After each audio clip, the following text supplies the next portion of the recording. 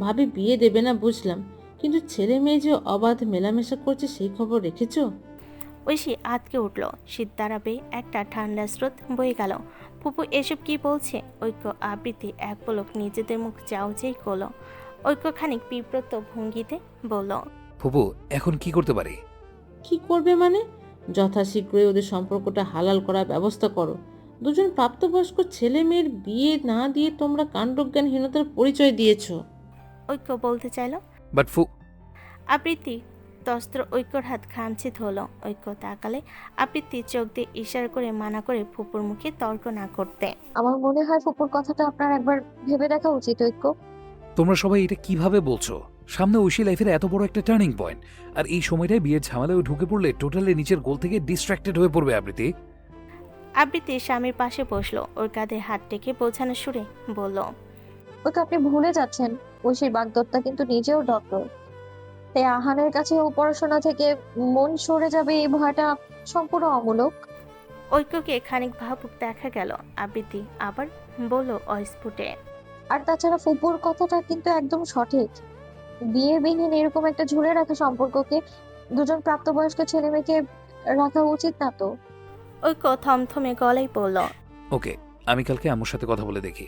আবৃত্তি মুচকি হাসলো। ঐক্য ওর হাসি মুখের দিকে তাকিয়ে হঠাৎ ডাকলো। আবৃত্তি। আবৃত্তি সচকিত বলে। জি। ঐক্য ইতস্তত ভাবে বলল। আমি আরশানকে লিগেলি আমার করে নিতে চাই। আবৃত্তি চটক কাটার নাই থমকে তাকালো। ওর বিহ্বল দৃষ্টি দেখে ঐক্য একটা শুষ্ক ঢোক গিলে বলল, আমি যদি আরশানকে আমার নামটা দিতে চাই, তোমার তাতে আপত্তি আছে কোনো? আবৃত্তি কি বলবে ভেবে পেল না। ঐক্যর আচানক প্রস্তাবটা বড় অপ্রত্যাশিত ছিল, তবুও বলল ক্ষীণ কণ্ঠে, ঐক্য আশান তো আপনারই। আমি জানি আবৃত্তি, কিন্তু আমি চাই না ইন ফিউচার কেউ আমার সন্তানের অস্তিত্ব নিয়ে কোনো প্রকার প্রশ্ন তুলুক। আমি চাই ওকে মানুষ ঐক্য চৌধুরীর নামেই চিনুক। আবৃত্তির চোখ জোড়া ছলছল করে ওঠে। এই জীবনে ওর আর কিছু পাওয়ার আছে? আবৃত্তির অশ্রুসিক্ত চোখ দেখে ঐক্য পাগল হলো। ওকে আগলে আদরের হাতে চোখের পানি মুছে বলে, কাঁদছো কেন তুমি? আচ্ছা আচ্ছা, ওকে, তোমার যেটা ইচ্ছে সেটাই হবে। আবৃত্তি হঠাৎ ফুপিয়ে উঠল। আপনি কেন আমার জীবনের প্রথম পুরুষ হলেন না ঐক্য? ঐক্য সম্পূর্ণ স্তব্ধ মুখ হয়ে চেয়ে রইল। মুখ ফুটে উচ্চারণ করতে পারল না কিছুই। আবৃত্তি ফের হাহাকার করে বলে উঠল, আমার আরশান তো আপনার সন্তান হয়েও জন্মাতে পারতো। আমাদের জীবনের কালো অধ্যায়টা না আসতে হতো পারতো ঐক্য। আমি আমি শুধুমাত্র আপনার স্ত্রী হয়ে। শশ! আবৃত্তি ঠোঁটে আঙ্গুল চেপে বলল ঐক্য। মেয়েটাকে বুকে জড়িয়ে মাথায় চুমু খেলো। অস্পষ্টে বলল, খেদো না আবৃত্তি। হয়তো তোমার জীবনে প্রথম পুরুষ হয়ে আসার সুযোগ আমাকে উপরওয়ালা দেননি, কিন্তু তিনি আমাকে একজন চমৎকার নারীর স্বামী আর একটা ফুটফুটে বাচ্চার পিতা হওয়ার তৌফিক দান করেছেন। আমি আল্লাহকে সাক্ষী রেখে বলছি, জীবনের অন্তিম নিঃশ্বাস অবধি এই বুকে তোমাদেরই আগলে রাখবো। প্রমিস। মে কামিন? অফা আরশান খেলা করছে, পেছন ফিরে তাকালো। দেখে দরজায় তাদের পাপা হাসি মুখে দাঁড়িয়ে আছে। আরশান উচ্ছ্বাসিত কণ্ঠে বলে ওঠে, পাপ্পা দেখো ওয়াফামুনি, ওই হাফটা কত সুন্দর। ঐক্য হাসি মুখে এগিয়ে এসে ওদের সামনে ম্যাটে বসে পড়ল। আরশানকে নিজের কাছে টেনে নিয়ে ওর নরম সুরে বলল, তোমার পছন্দ হয়েছে বাবা? আরশান চকচকে চোখে উপনিস মাথা নাড়ায়। ঐক্য ওর কপালে চুম খেয়ে পকেট থেকে ফোনটা হাতে নেয়। দেখো তো বাবা, কোনটা নেবে? ঐক্য নিজের ফোনটা আরশানের দিকে বাড়িয়ে শুধায়। আরশান যেন চাঁদ হাতে পেয়েছে অমন খুশি মনেই ওয়েবসাইটে টয়েজ চুজ করতে লাগলো। সাথে যোগ দিল ঐক্যর খেলনা লোভী সুযোগ্য কন্যাটি। পুরো রুম ভর্তি খেলনা, যেই রুমটায় নামি ওয়াফার টয় হাউস। খেলনা দিয়ে ভর্তি থাকার পরও নিচে আরশানের সাথে প্রতিযোগিতায় নেমেছে খেলনা চুজ করতে। কি করছেন আপনারা? আবৃত্তি খাবারের প্লেট হাতে রুমে ঢুকতে ঢুকতে বলল। ওর দিকেই সবাই এমনভাবে তাকালো যেন আবৃত্তি তাদের কোনো গুরুত্বপূর্ণ কর্মে এসে ব্যাঘাত সৃষ্টি করেছে। আবৃত্তি প্লেটটা সামনের টেবিলটায় রেখে উৎসুক নেত্রে ঝুঁকে তাকালো ফোনে দেখতে বাচ্চারা মিলে এত মনোযোগ সহকারে আসলে কি করছে। কিন্তু ফোনে তাকাতেই আবৃত্তির চক্ষু চরগাছ। বিচ্ছু দুটো প্রায় লাখখানেক টাকার মতো খেলনা অর্ডার করে ফেলেছে ইতিমধ্যেই। কিছুক্ষণ থম মেরে থেকে আবৃত্তির শান্ত মাথাটা ধপ করে জ্বলে ওঠে। ফোনটা ছিনিয়ে নিয়ে আর্তনাদ করে বলে ওঠে, হায় আল্লাহ, আপনি পাগল হয়েছেন ঐক্য। কি শুরু করেছেন ওদের সাথে? ওরা এমন ভাবে টয়েস অর্ডার করছে, যেন লটারি লেগেছে ওদের। ওয়াফা মামামের পকা থেকে বাঁচতে হুড়মুড় করে বলল। মামা, আমি শুধু 3টা ডল অর্ডার করেছি। আবৃত্তি আরশানকে একটা ঝাড়ি মারে। আরশান, তুমি এতগুলো খেলনা দিয়ে কি করবে? পাপা বলেছে তাই বলে তুমিও সেটা সুযোগ নেবে? আহা, এইভাবে বলছো কেন আবৃত্তি? সমস্যা কি? সামান্য টয়সই তো। সামান্য টয়কে লাখ টাকার কেনে? হ্যাঁ, আরশান মাথা নিচু করে টলমলে চোখে নাক টানলো। ঐক্য শান্ত মেজাজটা এবার চটে যায়, দারাজ গলায় বলে। আবৃত্তি, বাচ্চাদের আবেগকে কখনো টাকা দিয়ে মূল্যায়ন করবে না। আমার বাচ্চারা ইচ্ছে করলে কোটি টাকার টয়েস কিনবে। ঐক্য রাজবাড়ি গলায় আবৃত্তি দমে গেল। হটকারি তাই ঐক্যকে হাট করে ফেলেছে কি? অস্ফুটে বলল। না মানে এগুলো তো অপচয় ঐক্য। প্রয়োজনের অতিরিক্ত টাকা খরচ করা তো ভালো কথা নয়, তাই না? হোক অপচয়, আর কোনোদিন ওদের এমন কথা বলবে না আবৃত্তি। এখন আমার ছেলেকে সরি বলো। আবৃত্তি চোখ যেন কোটর ছেড়ে বেরিয়ে যাবে, হতবাক গলায় বলল। আমি এই পুচকেটাকে সরি বলবো? হ্যাঁ বলবে। দেখো, তোমার বকা খেয়ে ওর চোখে পানি জমেছে। পাপার আহ্লাদে আরশান এবার ঠোঁট ফুলিয়ে কেঁদে দিল। আবৃত্তি হতাশ চোখে দেখল ছেলের ঢং। ছেলে তার এমনভাবে কাঁদছে যেন আবৃত্তি এই প্রথম তাকে বকা দিয়েছে। তবুও স্বামীর আদেশ চিরধার্য, তাই চুপচাপ আরশানকে কোলে টেনে বলল। সরি আব্বাজান, মাম্মাকে মাফ করে দিন। মাম্মা আর কোনোদিনও আপনাকে বকবে না। আপনি চাইলে 10 লাখ টাকার টয়েসও কিনতে পারেন। আপনার পাপার তো আবার অনেক টাকা। শেষের কথাটাই ঐক্য সরু চোখে তাকালো। আবৃত্তি পাত্তা না দিয়ে খাবারের প্লেটটা হাতে নিয়ে বলল। আসলে রাত 9টা বেজে গিয়েছে। আবৃত্তি দুজনকে সামনে নিয়ে খাওয়াতে বসলো। সকালে আর দুপুরে এরা নিজের হাতে খায়, রাতে আবৃত্তি নিজের হাতে একসাথে খাইয়ে দেয়। ঐক্য ওদের পাশে বসে মুগ্ধ দৃষ্টিতে চেয়ে চেয়ে দেখলো যে মেয়ে প্রতিদিন খেত, হাজার তাল বাহানা করত, সে আজ দুদিন কত তৃপ্তি সহকারে খাচ্ছে মায়ের হাতে। ঐক্যর মনে হঠাৎ ভীষণ আফসোস জাগলো। আবৃত্তি নাই, ইস, যদি আবৃত্তি আরও 4 বছর আগে তার লাইফে আসতো, তাহলে হয়তো তার মেয়েটাকে 1 মাস আইসিইউতে থাকতে হতো না, অবহেলায় এর হাতে ওর হাতে বড় হতে হতো না। দিনটা শুক্রবার। সাত সকালে কোমরে শাড়ির আঁচল গুজে কিচেনে ব্যস্ত সময় কাটাচ্ছে আবৃত্তি। এক হাতে মাংসের কড়াইয়ে কাটা আলুগুলো দিয়ে অন্য চুলায় লুচিগুলো ভেজে নিচ্ছে। পাশে রেনু রুটি সেকছে ঐশীর জন্য। বাহ, অনেক সুন্দর সুঘ্রাণ ছড়াচ্ছে। কি রান্না করছো আম্মু? রান্নাঘরের দরজায় এসে দাঁড়িয়ে হাসি মুখে জিজ্ঞেস করলেন জোবাইদা চৌধুরী। আবৃত্তি ওনাকে দেখে মৃদু হেসে বলল। এই তো আম্মু, লুচি মাংসের ঝোল করছি, আর ওয়াফা আর শানের জন্য সুজির হালুয়া। তুমি একা একা পারছো তো, নাকি আম্মু হেল্প করব? না না আম্মু, এই তো আমার সব হয়ে গিয়েছে অলমোস্ট। আর রেনু তো হাতে হাতে সাহায্য করছি। আমি পারবো বাকিটুকু সামলাতে। আপনি বসুন, আমি আপনার জন্য আদা গরম পানি দিচ্ছি।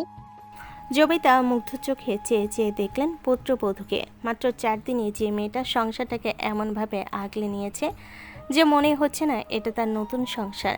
এতগুলো কাজে লোক থাকা সত্ত্বেও নিজ হাতেই সবার জন্য রান্না করে। জবিতা মানা করলো কানে তোলে না মেয়েটা, যদিও তিনি মনে মনে বেশ খুশি। আবৃত্তির হাতের রান্না যেমন অমৃত। আবৃত্তি গরম পানিতে আদার রস মিশিয়ে একটা ট্রেতে নিল, সাথে 2টো খেজুর। তারপর মাংসটা নামিয়ে শাড়ির আঁচলে কপালের ঘাম মুছে বলল। রেনো, রুটিগুলো হটপটে ভরে রাখো। ঐশী উঠবে লেট করে, না হলে ঠান্ডা হয়ে যাবে। রেনু মাথা নাড়ে। আবৃত্তি ট্রেটা হাতে নিয়ে বেরিয়ে যায় কিচেন থেকে। আম্মু নিন আপনার আদা পানি। মুখের সামনে থেকে বইটা সরিয়ে সেন্টার টেবিলে রাখলেন জোবাইদা চৌধুরী। গ্লাসটা তুলে মৃদু হেসে বললেন। এখানে একটু বসো মা, অনেক ঘেমে গিয়েছো। আবৃত্তি বসলো ওনার পাশে। জোবাইদা চৌধুরী মিহির স্বরে বললেন। আজকে তোমার চাচ্চু আর বিয়ানকে আসতে বলেছি আহানুষির বিয়ের বিষয়ে আলোচনা করতে। ভালো করেছি না মা? আবৃত্তি আলতো হেসে বলে। আপনারা যা ভালো বোঝেন আম্মু। ঐক্যকে আজ অফিস যেতে বারণ করে দিও। আমি তোমার মামা শ্বশুরকেও কল করে আসতে বলেছি। আবৃত্তি তৎপর হয়ে ওঠে দাঁড়ালো, ব্যতিব্যস্ত ভঙ্গিতে বলল। আম্মু তাহলে তো ওনাদের জন্য দুপুরের ভালো মন্দ রান্নার আয়োজন করতে হবে। আর আপনার ছেলে এখনো পড়ে পড়ে ঘুমোচ্ছে, একটু বাজার করেও তো আনতে পারে। জবিতা শব্দ করে হাসলেন। কি যে বলো না মা, ঐক্য করবে বাজার। তুমি কি কি লাগবে লিস্ট করে সেলিমকে দিয়ে পাঠিয়ে দাও। আজ আপনার ছেলেই বাজার করবে। জবিতা চৌধুরী হাসতে হাসতে বললেন। দেখি পারো কিনা। রুমে ঢুকে আবৃত্তি দেখে ঐক্য বালিশ উল্টো হয়ে শুয়ে আছে, কোমর অব্দি ব্ল্যাঙ্কেট টানা। শ্যামলা উদাম পিঠটা দেখে আবৃত্তি লজ্জায় নুয়ে যায়। পুরো পিঠ জুড়ে লালচে আঁচড়ের দাগ। স্বামী পিঠের অবস্থা দেখে আবৃত্তির ভারী মায়া হলো। চোখের সামনে হাত তুলে নিজের নখগুলো দেখলো, বিড়বিড় করে পড়ল। আজই এই রাক্ষসের নখগুলো কাটতে হবে। দৃঢ় পায়ে হেঁটে আবৃত্তি ঐক্যর শিওরে বসল। ঐক্যর বদ্ধ নেত্রে ভারী শ্বাস ছাড়ছে। শ্যামলাও সুদর্শন মুখটায় নিদারুণ ক্লান্তির ছটা। আবৃত্তি নরম হাতে কপালে ঢেকে যাওয়া ঐক্যর এলোমেলো চুলগুলো সরিয়ে দিল। ডাকল মোলায়েম স্বরে। ঐক্য, ঐক্য উঠুন। ঐক্য নড়েচে উঠে চোখ পিটপিট করে তাকালো। চোখের সামনে আবৃত্তির ঝাপসা সুন্দর মুখটা দৃশ্যমান হতেই ঐক্য মুচকি হাসল। আবৃত্তির কোমরটা আঁকড়ে আচমকা একটা হ্যাঁচকা টান মারল। ঘটনার আশঙ্কিকতায় আবৃত্তি টাল হারিয়ে ঐক্যর উন্মুক্ত বুকে আশ্রে পড়ে। ঝরঝর করে কেশরাশিতে ঢেকে যায় ওর পেলব কপল। ঐক্য ঘুমু ঘুমু নেশার দৃষ্টিতে তাকিয়ে আবৃত্তির কপালের চুলগুলো সরিয়ে দেয়। ঘোর লাগা গলায় ফিসফিসিয়ে বলে, আজকের সকালটা এত সুন্দর, ঘুম ভেঙে প্রতিদিন এমন একটা পুতুল দেখতে পেলে আর কি লাগে, হ্যাঁ? আবৃত্তি ঐক্যর প্রেমময় মুডে এক বালতি পানি ঢেলে হঠাৎ বলে ওঠে। উঠুন না, একটু বাজারে যেতে হবে। শশা ঐক্যর সব ঘোর ছুটে পালালো। বুড়ুকুচকে শিওর হতে শুধায়। কি বললে? আবৃত্তি ওর বুক থেকে উঠে প্রচ্ছন্ন গলায় বলে, বলছি তাড়াতাড়ি উঠতে, বাজারে যেতে হবে আপনাকে। ঐক্য শটান হয়ে উঠে বসলো। হতভম্ব গলায় শুধালো, কিন্তু বাজারে কেন যাবো এত সকালে? এত সকাল কোথায়? প্রায় 8টা বেজে গিয়েছে। আর বাজারে মানুষ কেন যায়? অবশ্যই বাজার করতে। ঐক্য চোখ বড় বড় করে নিজে ইশারা করে হতবাক গলায় বলল। আমি করব বাজার? আবৃত্তি ভুরুকুচকে থমথমে আওয়াজে বলল, কেন, কোথায় লেখা আছে যে আপনি বাজার করতে পারবেন না? এখন উঠুন তো, আজকে ফজরের নামাজটা পড়েননি আপনি। এখন জলদি গোসল সেরে নাস্তা করে বাজার করে নিয়ে আসুন তো, আমি লিস্ট করে দিচ্ছি কি কি আনতে হবে। ঐক্য অসহায় গলায় বলে ওঠে। আবৃত্তি, সেলিমা ড্রাইভার থাকতে আমাকে কেন বাজারে পাঠাচ্ছ? কারণ ওদের দিলে দেখে শুনে সব কিনতে পারবে না। শুনুন, একটা বড় দেখে ইলিশ নিয়ে আসবেন, ইলিশ পোলাও করবো। ঐক্য তবু মিনমিন করে বলল। সেলিম গেলেই পারে, আমি কখনো বাজার করি? আবৃত্তি ক্ষেপে উঠে বলে, এই উঠুন তো, দামড়া একটা বেড়া, অথচ বাজার করতে পারে না। আজকে সব বাজার আপনাকেই করতে হবে। এখন উঠুন, নাস্তা সেরে বাজারে যান। ঐক্যকে ঠেলে ঠুলে বাজারে পাঠিয়ে আবৃত্তি আবার দোতলায় ওঠে। কাঙ্ক্ষিত রুমটায় ঢুকে দেখে নিজের জন্য বরাদ্দ করা বিছানায় হাত পা ছড়িয়ে মহাসুখে ঘুমের দেশে তলিয়ে আছে আরশান ওয়াফা। আবৃত্তি জানালার পর্দাগুলো সরিয়ে দিল। সহসা সূর্যের তীব্র আলোক রোশনি এসে ভিড় করল ওদের নিষ্পাপ ঘুমন্ত মুখগুলোতে। খানিকটা বিরক্ত ভঙ্গিতে নাক মুখ কুচকে দুজন অন্য একদিকে ফিরে ফের নিদ্রায় তলিয়ে গেল। আবৃত্তি এসে দুপাশে মাথা নাড়ি ওয়াফার পাশে বসলো। মেয়েকে সোজা করে শুয়ে ডাকলো। ওয়াফা আম্মু, ওঠো, আজকে কে আসবে বলো তো? ওপা চোখ ডলে ঘুম যাওয়ানো গলায় আদস্বরে বলল, কে আসবে মাম্মা? তোমার নানুমণির বড় নান্নান, মেজো নান্নান সবাই আসবে। ওফা সহসা উঠে বসলো। আবৃত্তি মুচকি হেসে মেয়ের ঘুমো ঘুমো ফোলা আদরে মুখটাই চুমু এঁকে দিল। ওয়াফাকে ঘুম থেকে তুলতে তুলনামূলক কম কষ্ট করতে হয়, তাই সবার আগে ওকে ঘুম থেকে তোলে আবৃত্তি। আরশানের বিছানায় তাকিয়ে আবৃত্তি হতাশ নিঃশ্বাস ছাড়ে। ওয়াফার রুমে আগে একটা বেড ছিল। এই বাড়িতে আসার পর ঐক্য আরশানের জন্য একটা নতুন বেড এখানে সেট করে দিয়েছে। এখন এই বিশাল বিছানায় তার ছেলে রাতভর কই মাছের মতো লাফঝাপ করে। রাতে শুয়ে যায় একরকম, সকালে এসে পায় আরেক রকম। এখন এই কই মাছটাকে জাগাতে আবৃত্তির যুদ্ধে নামতে হবে। প্রায় 20 মিনিট যুদ্ধ শেষে অবশেষে আরশানকে জাগাতে সক্ষম হলো আবৃত্তি। তারপর দুজনের হাতে বিরাজ ধরিয়ে দিয়ে দুটো টুলের উপর দাঁড় করিয়ে ফ্রেশ হওয়া পর্যন্ত অপেক্ষা করে। ফ্রেশ হওয়া শেষে ওদের নাইট স্যুট চেঞ্জ করে ফ্রেশ জামা কাপড় পরিয়ে দেয়। আরশান বেডের উপর বসে পা দোলাচ্ছে আর ভুরু কুচকে দেখছে তার মাম্মামকে, যে কিনা ভীষণ মনোযোগে ওয়াফার চুল বেঁধে দিচ্ছে। আবৃত্তি ওয়াফার চুলগুলো জুটি করে বউ ক্লিপ পরিয়ে দিল। ওয়াফা চুপটি করে বসে আছে। মাম্মাম প্রতিদিন ওর চুলে সুন্দর সুন্দর হেয়ার স্টাইল করে দেয়। মেয়ের চুল বাঁধা শেষ হলে আবৃত্তি ওকে নিজের দিকে ফেরালো। মেয়ের পুতুলের মতো অবয় দেখে চোখ দুটোতে আবেগে জোয়ার উঠল। মনে মনে কয়েকবার মাশাল্লাহ পড়ে নেয়। আরশান পেটে থাকতে আবৃত্তি একটা মেয়ের আকাঙ্ক্ষা করত। ওর অনেক মেয়ে বাচ্চার প্রতি শখ ছিল। মনে মনে কত কল্পনা জল্পনা করত মেয়ে হলে সেজেগুজে পুতুল বানিয়ে রাখবে। এই করবে সেই করবে, ছেলে হতে ও সেই শখটা অপূর্ণ রয়ে গিয়েছিল। কিন্তু মাশাল্লাহ, অনাকাঙ্ক্ষিতভাবে এই পুতুলটা উপহার দিয়ে সেই শখটা পূরণ করে দিয়েছেন। আবৃত্তি বাচ্চা দুটো সামনে নাস্তা বেড়ে দিয়ে নিজেও প্লেট টেনে বসলো। জুবেদা চৌধুরী প্লেটে মাংস লুচি তুলে দিয়ে বাচ্চাদের উদ্দেশ্যে বলল, তোমাদের পাপাকে বলেছি আইসক্রিম নিয়ে আসতে। তোমাদের মধ্যে যে পুরো প্লেট ফিনিশ করতে পারবে সেই আইসক্রিম পাবে। দেখা গেল আবৃত্তির লোভনীয় অফারে দুজনেই নিজেদের পুরো খাবারটা খেয়ে শেষ করলো। জুবেদা চৌধুরী মুগ্ধ চোখে দেখলেন সবটা। এ মেয়ের সন্তান লালন পালনের দক্ষতা দেখে উনি আপ্লুত। ওদেরকে নাস্তা খাইয়ে আবৃত্তি বাড়ির লনে খেলতে পাঠিয়ে দিল। সকালবেলা রোদটা স্বাস্থ্যের জন্য উপকারী, তাই তারপর চা নিয়ে আরাম করে শাশুড়ির পাশে বসলেন। জুবেদা চৌধুরী মুচকি হেসে বললেন, এত কাজের ধকল যাচ্ছে তোমার উপর মা, কত ক্লান্ত দেখাচ্ছে। এই কাজগুলো আমি ভালোবেসে করি আম্মু, তাই কোনো ক্লান্তি আমার ছুঁতে পারে না। জবিতা চৌধুরী মনে মনে বেশ প্রসন্ন হলেন। নিজের একমাত্র ছেলের জন্য সবসময় তিনি আবৃত্তির মতোই ঘর কোনো সংসারী গোছের মেয়ে চাইতেন। কিন্তু ছেলে যখন নিজের ভালোবাসার দাবি নিয়ে মাহিরাকে চাইল, তখন তিনি মানা করতে পারেনি। মনের মধ্যে খচখচগুলো মেনে নিয়েছিলেন একমাত্র ছেলের পছন্দকে। কিন্তু বলে না, মায়ের মন আগাম বিপদ টের পেয়ে যায়। অবশেষে তাই হলো, এই মাহিরা তার ছেলেকে পুরোপুরি ভেঙে গুড়িয়ে চলে গেল। আপনার ছেলের বাজার করার ট্যালেন্ট দেখবো আজ। জবেদা চৌধুরী হাসতে হাসতে বললেন, শুধু শুধু পাঠিয়েছ, দেখবে বাজার দেখেই নাক সিটকে ফিরে আসবে। ঐক্যর গাড়িটা এসে থেমেছে মাছ মাংসের বাজারের সামনে। হঠাৎ বাজারের মুখ গাড়ি থেমে যেতেই ঐক্য ভুরুকুচকে রাজভারী আওয়াজে শুধায়, পরাবেন সাবির, এখানে গাড়ি থামিয়েছো কেন? ঐক্য বিরক্তিকর ভঙ্গিতে গাড়ি থেকে নামলো। গাড়ি থেকে নেমে সামনে তাকাতে বেচারা মাথাটা চক্কর কেটে ওঠে। সামনে যতটা দেখা যায় স্যাঁতসেঁতে কাদামুক্ত রাস্তা, নাককে এসে পাড়ি খাচ্ছে মাছের উৎকট গন্ধ। ঐক্য তড়িঘড়ি করে পকেট থেকে টিস্যু বের করে নাকে চাপে। ঐক্য বাজারের ব্যাগটা সাবেরের হাত থেকে বাজারের ব্যাগটা ছিনিয়ে নেয় এক প্রকার। গলা ঝেড়ে বলে, ড্যাডের এত বড় বিজনেস সামলাতে পারলে সামান্য এই বাজার করতে পারবো না? Come on, follow me. কয়েক কদম বহু কষ্টে পার করে ঐক্য একটা মাছের দোকানের সামনে থামলো। ফিটফাট সাহেব গোছের ঐক্যকে দেখে দোকানে চোখ চকচক করে ওঠে। ঐক্য অসহায় চোখে নিজের পায়ের দিকে চাইল। কাঁধে একেবারে যাচ্ছে তাই অবস্থা বুটগুলোর। বাগিস বুট পরে এসেছে, না হলে এই দুর্গন্ধযুক্ত কাঁধে পা দুটো হাবুডুবু খেত। তবু আজ বউকে বাজার করে দেখিয়ে ছাড়বে। অতপর মাছ মাংস থেকে লিস্ট মোতাবেক সব দ্রব্যাদি কিনে ঐক্য বাসায় ফেরে। বাড়িতে তখন ও বাড়ির থেকে জাহানারা আর আবৃত্তির চাচা চলে এসেছেন। ঐক্য ওনাদের সালাম দিয়ে কুশলাতি বিনিময়ের পর বাজারের ব্যাগটা হাসি মুখে গিন্নির হাতে তুলে দিল। আবৃত্তি ঐক্যর হাতে এক গ্লাস তরমুজের শরবত তুলে দিয়ে সন্দেহজনক দৃষ্টিতে তাকিয়ে বলল, কি এনেছেন?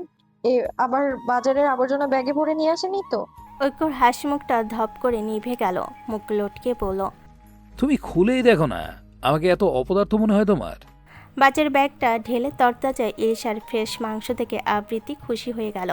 সাথে সবজি, ফলমূল, দই মিষ্টি আর বাচ্চাদের জন্য আইসক্রিমও আছে। আবৃত্তি বেশ প্রসন্ন হলো। ঐক্য শরবত খেতে খেতে বইয়ের মুখভঙ্গি পরখ করে জিজ্ঞেস করে, কি বাজার ঠিকঠাক হয়নি?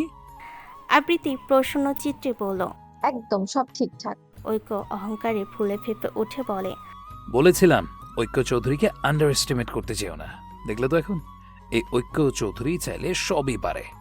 আবৃত্তি গদগদ হয়ে বলল, এবার থেকে তাহলে বাজারটা আপনিই করবেন।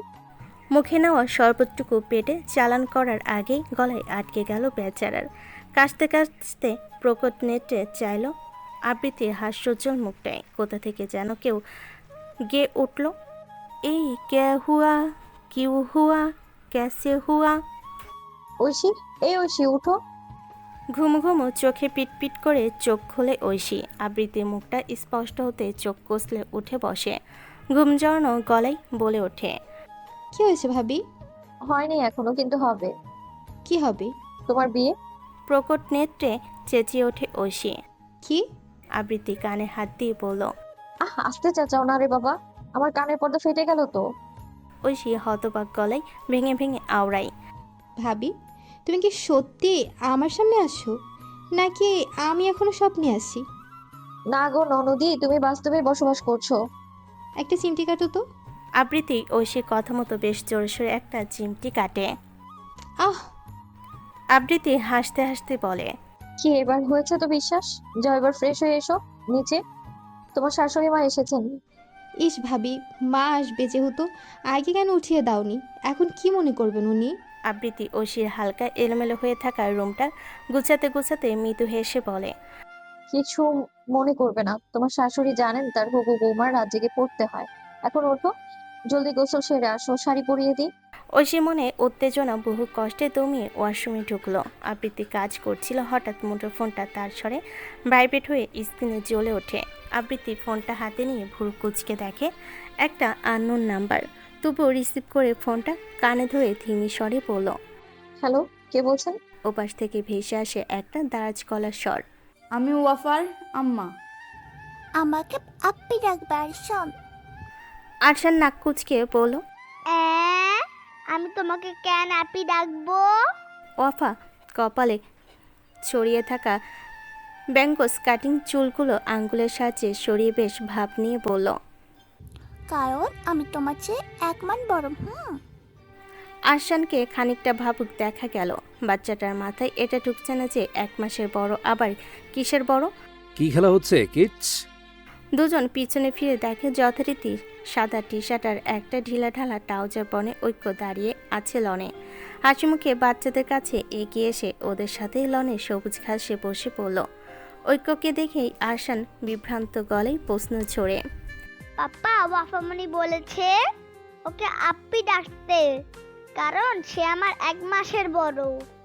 আরশানের কথা শুনে ঐক্য হুহা করে হেসে দেয়। পাপাকে হাসতে দেখে ওয়াফা মুখ ফুলিয়ে শুধায়, তুমি হাসছো কেন পাপা? আমি একদম সত্যি বলেছি, আমি আরশানের 1 মান্থের বড়। 1 মান্থ, দেখো মার্চ, এপ্রিল, মে। অপা গুরুতর ভঙ্গিতে আঙ্গুলের খাঁজগুলো গণনা শুরু করে, যেন আজ পাপাকে প্রমাণ দিয়ে ছাড়বে সে আরশানের 1 মাসের বড়। ঐক্য কোনো রকমের হাসি রেখে মেয়েকে নিজের কাছে টেনে আনলো, বলল, মা, 1 মাসের বড় is not a big deal. তুমি আরশানের বোন, এটাই ফ্যাক্ট। অপা হঠাৎ প্রশ্ন করে, পাপা কাল কাল ডান্স ক্লাসে দীপ্তি বলেছিল আমার ভাই বোন কি করে হয়েছে। ঐক্যর মুখের হাসি মিলিয়ে যায়, থম্মারা কণ্ঠে শুধায়। তুমি কি বলেছিলে? ওয়াফা চট করে বলল। ম্যাজিক করে। ঐক্য অবাক স্বরে শুধায়, মানে? পাপা আমি আল্লাহকে বলেছিলাম যেন সুইট আন্টিকে আমার মাম্মাম করে দেয়। দেখো আল্লাহ ম্যাজিক করে সুইট আন্টিকে আমার মাম্মাম বানিয়ে দিয়েছে। ঐক্য মেয়ের নিষ্পাপ কপালে হাত রেখে মৃদু হাসে, বলে, একদম ঠিক বলেছো মা। তারপর বুক ভরে একটা সতেজ নিঃশ্বাস টেনে দুজনকে নিজের সন্নিকটে টেনে নিয়ে আসে। বাচ্চা দুটো ললাটে সচ্ছিনে দুটো চুম্বন এঁকে বলে, তোমরা সবসময় দুজন দুজনের বন্ধু হয়ে থাকবে। চলার পথে একজন হোঁচট খেয়ে পড়লে আরেকজন টেনে তুলবে। যদি আমি আর তোমাদের মাম্মাম কখনো তোমাদের সাথে নাও থাকি, তোমরা কোনোদিন ভুলে যাবে না তোমরা দুজনের বন্ধু। মনে থাকবে? অফা আরশান ঐক্য দিকে স্থির দৃষ্টিতে তাকিয়ে মাথা নাড়ায়। ঐক্য দুজনকে বুকে জড়িয়ে নেয়, একটা প্রশান্তিকর নিঃশ্বাস ছেড়ে অনুভব করে আজও পরিপূর্ণ। আমি ওয়াফার মাম্মা। আবৃত্তি প্রথমে হক চকিয়ে গেল, মুহূর্তে সামলে নেয় নিজেকে, মুখটা থমথমে করে প্রত্যুত্তর করে, এক্সকিউজ মি। তুমি বোধহয় আমাকে চিনতে পারোনি। আমি মডেল মাহিরা, আর ওয়াফার আপনি কে আমি খুব ভালো করেই চিনতে পেরেছি। এত বিশদভাবে বর্ণনা করতে হবে না, এখন আসল কথায় আসুন। আমাকে কল করার কি প্রয়োজন পড়লো, ক্লিয়ারলি সেটা বলুন। আবৃত্তি কথা কেড়ে নিয়ে নিষ্পৃহ গলেই পড়ল। আবৃত্তির শক্ত কথাগুলো শুনে মাহিরা চমকে উঠল। তাৎক্ষণিকভাবে কোনো উত্তর করতে পারল না আবৃত্তির প্রশ্নের। কি হলো, আপনি কিছু বলবেন নাকি আমি কল কাটবো? মাহিরার ভোতা মস্তিষ্কে প্রশ্ন করে। ওয়াফার কোথায়? বারবার ওয়াফার নাম মাহিরার মুখে শুনে কেন জানি খুব কষ্ট হচ্ছে আবৃত্তির। কি চাই এই মহিলা, কেন আবৃত্তির সংসার নজর দিচ্ছে? আচ্ছা ওয়াফাকে কি এই মহিলা আবৃত্তির থেকে কেড়ে নিতে চায়? কি হলো বলছেন না কেন? আমার মেয়ে কোথায়? ওয়াফাকে নিয়ে আপনার কি কাজ সেটা জানতে পারি? মাহিরা দাঁতে দাঁত চেপে ধরে বলে, আমি ওয়াফার জন্মদাত্রী মা, আর সন্তানের কাছে মায়ের কি প্রয়োজন থাকতে পারে মিসেস আবৃত্তি চৌধুরী। অপমানে ফুঁসতে থাকা মাহিরা গলায় হালকা কৌতুকের সুর তুলে বলল, ও হ্যাঁ, আপনি তো আবার আমার এক্স হাজব্যান্ডের দ্বিতীয় স্ত্রী। যদিও ঐক্য দ্বিতীয় বিয়ে করুক, তাতে I have a no problem. চাইলে আরও দুটো করতে পারে, সেটা ওর ইচ্ছে। কিন্তু ও কোন সাহসে একটা বাইরের মেয়েকে আমার মেয়ের মাম্মাম বানিয়ে দিয়েছে? আমার মেয়ের এত দুর্দিন আসেনি যে সৎ মায়ের কাছে বড় হবে। মাহিরার কথাগুলো তীরের ফলার মতো বুকে এসে বিঁধল আবৃত্তি। সৎমা, দ্বিতীয় স্ত্রী, এই বাক্য দুটো বিষ বাক্যে নাই কানে শোনালো। কথাগুলো তো সত্যি, তাহলে আবৃত্তির এত কষ্ট কেন হচ্ছে? আবৃত্তি দ্রুত নিজেকে সামলে নেয়। ওয়াফার উপর এই মহিলার কোনো অধিকার নেই। ভেতরকার সব উদ্বেগ কষ্টে ধামাচাপা দিয়ে কণ্ঠস্বর স্বাভাবিক রাখার চেষ্টা করে আবৃত্তি শক্ত কণ্ঠে বলল, প্রথমত ভদ্র ভাষায় কথা বলুন মিস মাহিরা। আপনার নিচু মন মানসিকতার পরিচয় সব জায়গায় দিতে যাবেন না। আর দ্বিতীয়ত, আমি ঐক্যের একমাত্র স্ত্রী আর ওয়াফার মা। আপনার ভাষ্য মতে সৎমা, তাই সই। হ্যাঁ, আমি সৎমা ওয়াফার। আপন মা যদি আপনার মতো স্বার্থান্বেষী হয়, লোভী হয়, তাহলে আমি সৎমা হিসেবেই গর্বিত বোধ করি। অন্তত ওই নিষ্পাপ বাচ্চাটার শৈশব আমার কাছে নিরাপদ থাকবে। আর আপনার যদি নিজের বাচ্চার প্রতি বিন্দু মাত্র মায়া থাকতো, তবে কি করে দুধের শিশুটাকে ছেড়ে যেতে পারলেন আপনি? মাহিরার আগেই হিতহাইত জ্ঞান শূন্য বনে যায়। আবৃত্তির কথাগুলো যেন ওর কাটা খায়ে নুনের ছিটের মতো জ্বলন ধরিয়ে দিয়েছে। ক্ষুদ্র গলায় কিরমির করে বলে, আমি আমার সন্তানের সাথে যা ইচ্ছে করব, তাতে তোমার কি? ও প্লিজ মিস মাহিরা, বারবার আমার সন্তান জব করা বন্ধ করুন। আচ্ছা, আগে আমাকে একটা কথা বলুন তো, ওয়াফার সামনে আসলে ও আপনাকে ওর মা হিসেবে চিনতে পারবে তো? আবৃত্তির এই প্রশ্নটাই যথেষ্ট ছিল মাহিরার ভোতা মুখটা থোতা করে দিতে। বহু কষ্টে দুটো কথা খুঁজে আবৃত্তির প্রশ্নের যোগ্য উত্তর দিতে পারল না। অফা যখন 2 বছরের, তখন ঐক্যকে ডিভোর্স দিয়ে সব ছেড়ে ছুড়ে চলে এসেছিল। চোখে ক্যারিয়ারের নেশা, অন্তরে সফলতার ক্ষুধাই নিজের ছোট্ট মেয়েটার চিন্তা একবারও জন্য উকি দেয়নি। আসলে নিজের ব্যস্ততার মধ্যে সময় হয়নি অতটুকু বাচ্চার খোঁজ নেওয়ার। মাহিরার ভাবনার মধ্যে আবৃত্তির কাট গলা শোনা গেল, আগে একজন প্রকৃত মা হন মাহিরা। কেবল জন্ম দিলেই মা হওয়া যায় না, একজন মাকে ত্যাগী হতে হয়। একটা পশুও তো নিজের দুধের শিশুকে আগলে রাখে, অথচ আপনি, আফসোস, আপনি এমন একজন মা যে নিজের সন্তানের দুধের পৃষ্ঠাটুকু পর্যন্ত মেটাননি। আমি বলতে বাধ্য হচ্ছি, আপনি মা নামের কলঙ্ক। মাহিরার মুখের রক্ত সরে যায়। ফোনের ওপাশে সম্পূর্ণ স্তব্ধ হয়ে থমকে বসে রইল। মাহিরাকে আর কিছু বলার সুযোগ না দিয়ে আবৃত্তি কাট গলায় ফের বলল, রাখছি, আর কোনোদিনও কল না দিলে খুশি হব। কল কেটে আবৃত্তি ফোনটা হাতে নিয়ে ধপ করে বেডে বসে পড়ে। ওর চোখ দুটো টলটল করে নোনা জলে। এই তো মাত্র 4 দিন হলো ও নতুন করে একটা সংসার মতো সংসার পেল। এর মধ্যে ওর সুখের কোনজন লেগে গেল। মাহিরার কথাগুলো এখনো কানে বেজে চলেছে। হঠাৎ করে আবৃত্তির মনে একটা অযাচিত আতঙ্ক হানা দেয়। শিউরে ওঠে, ঘোরের মাঝেই বিড়বিড় করে বলে, ওয়াফা, ওয়াফা কোথায়? সন্তান হারানোর সংখ্যায় উন্মত্ত আবৃত্তি পাগল প্রায় হয়ে নিচে ছুটে যায়। এই তো কিছুদিন পূর্বে ভাগ্যের উত্থানে কুড়িয়ে পাওয়া সুখটুকু আঁচলে ধরে রাখতে উন্মাদের মতো ছুটে যায় নিচে। লনে আসতেই আবৃত্তির পায়ের তলার মাটি সরে যায়।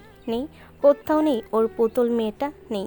সকালে আবৃত্তি পরিয়ে দাও ফ্রকটা পরে এখানে তোত্তর করে খেলছিল না? তাহলে এইটুকু সময়ের মধ্যে কোথায় গেল? এই মাহিরা নিয়ে যায়নি তো? প্রিয় সব হারানোর সংখ্যায় আবৃত্তি বাহিক জ্ঞান লোপ পেয়েছে। চোখ বেয়ে গড়িয়ে পড়ছে উষ্ণ জলের ফোয়ারা। আবৃত্তির মধ্যে সেগুলো মোছার কোনো তাগিদ লক্ষ্য করা যাচ্ছে না। বিপুল ভীত আবৃত্তি হঠাৎ ফুপিয়ে কেঁদে ওঠে। ঠোঁট ভেঙে কেঁদে বলে, ওয়াফা, শোনো মা আমার, কোথায় তুমি? তুমি মামাকে ছেড়ে কোথায় গিয়েছো?